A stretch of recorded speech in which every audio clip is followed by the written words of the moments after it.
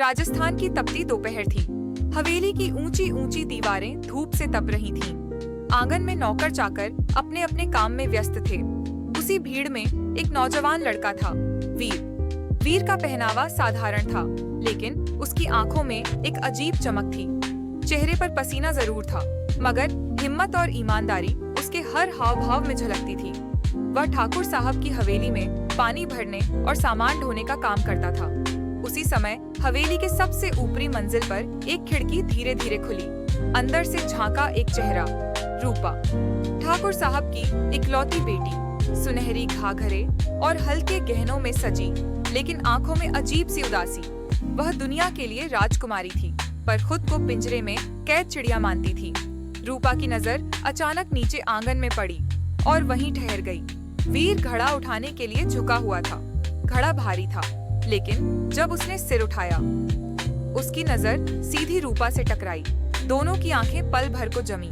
समय जैसे थम गया। ना कोई बोला, ना कोई हिला। बस हवाओं का एक झोंका खिड़की से भीतर आया और उस खामोशी में एक नई धड़कन जोड़ गया। रूपा का दिल तेज धड़कने लगा।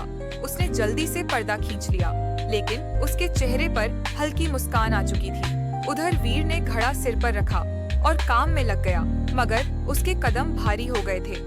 उसे खुद समझ नहीं आ रहा था कि यह एक नजर इतनी गहरी क्यों लगी। उस दिन के बाद सब कुछ बदल गया।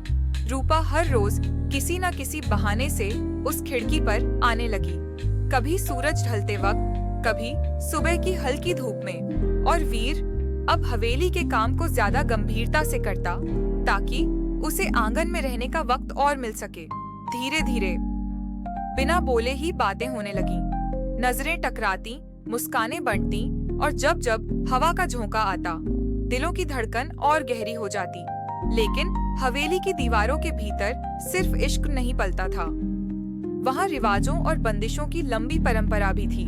ठाकुर साहब, जो अपने मान सम्मान को सबसे ऊपर मानते थे, उन्हें महसूस होने लगा कि उनकी बेटी की आंखों में कोई नया राज है। एक शाम जब रूपा खिड़की पर खड़ी वीर को देख रही थी, ठाकुर साहब उसी कमरे में दाखिल हुए। रूपा घबरा गई और तुरंत पर्दा गिरा दिया।